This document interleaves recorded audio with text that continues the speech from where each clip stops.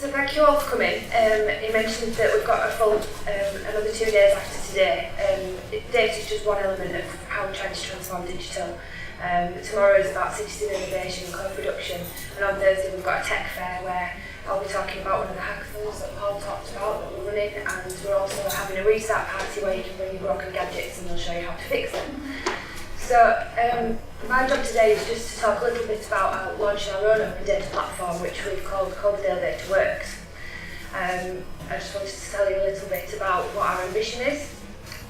Our ambition is we've got a lot of data. We're aiming to become open by default as our standard operating practice, and that is where data is non-personalised or sensitive, and we'll publish it as open data. But we've got a mountain of data.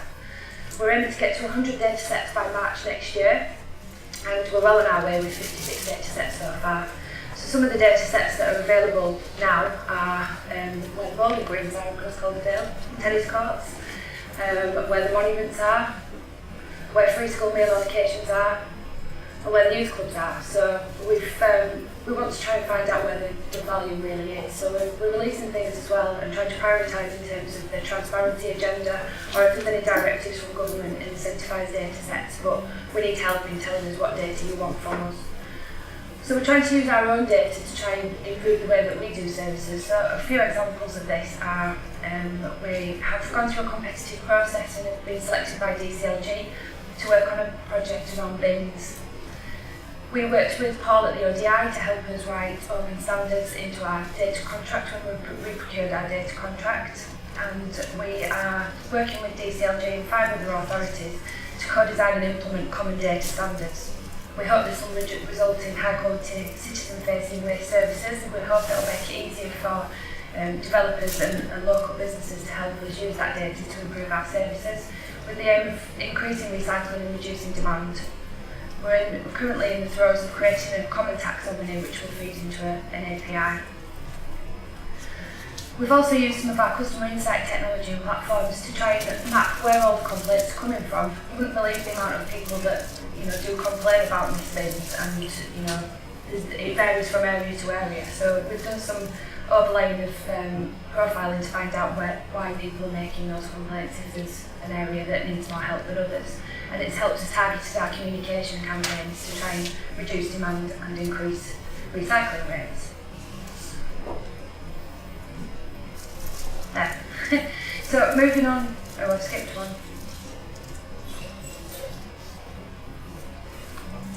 Never feel like technology. We're at tech conferences, aren't we? Go back. Nope. Right. So another area that we've looked at is our broadband. My colleague over there helped us deliver our super fast broadband to the borough. We've still got a way to go, but the target for the Veasey UK programme is to deliver 95% connectivity across the borough by the end of the summer, which we're on course we have done. The benefits of being online are not just constrained to the public sector, but people being able to get online, they can save money on their bills, they can connect to people, but around a third of small and medium businesses don't currently have a website. The independent analysis that Veasey did estimated that full digital take-up could add 63 million to the UK economy. It's moving about. We're going to hear over the next few days about how the internet has broader benefits by helping to address wider social and economic issues like reducing isolation and improving health. One of the key areas for our council is around North Halifax. It's an area with parts of deprivation, contributing to higher requirements for council services. It's alright. Might get a bit seasick from the presentation. There are other benefits obviously, like finding a job or maintaining contact with friends and relatives.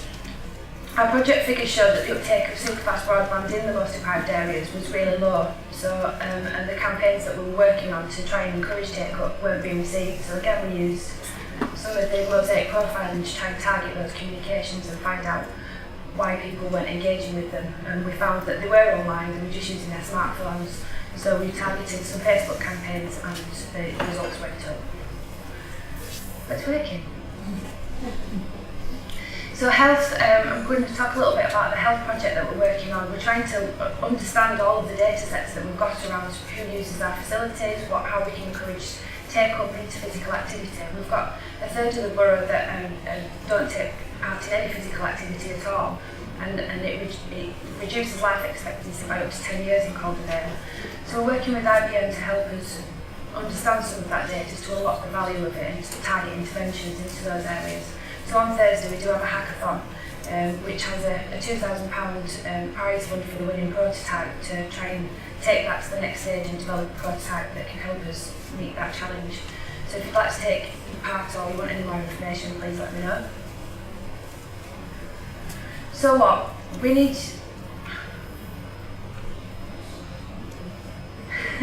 We'll hear a lot from the inspirational speakers from today. We've got mountains of data. Tell us what you want. Tell us what you're doing with our data. We want to tell stories on our blog. We've launched our data platform, which is available at dataworks.calderdale.gov.uk. Sign up for our blog, come to our events, and just join in and help us solve our common problems that we've all got together. Thank you.